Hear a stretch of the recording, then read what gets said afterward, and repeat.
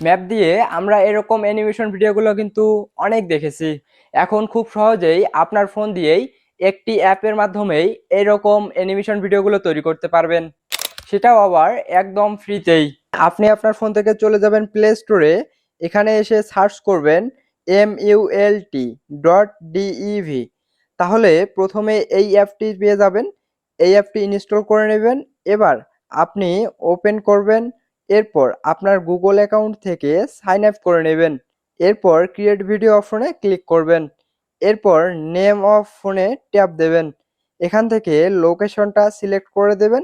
এখানে আপনারা serial by serial location দিতে পারেন, আমি দিয়ে দিতেছি। এরপর সেটিংস অপশনে ট্যাপ দিয়ে কোন রেশিওতে ভিডিওটি চাচ্ছেন সেটা সিলেক্ট করে দেবেন। এবার প্রিভিউ অপশনে ট্যাপ করতে হবে।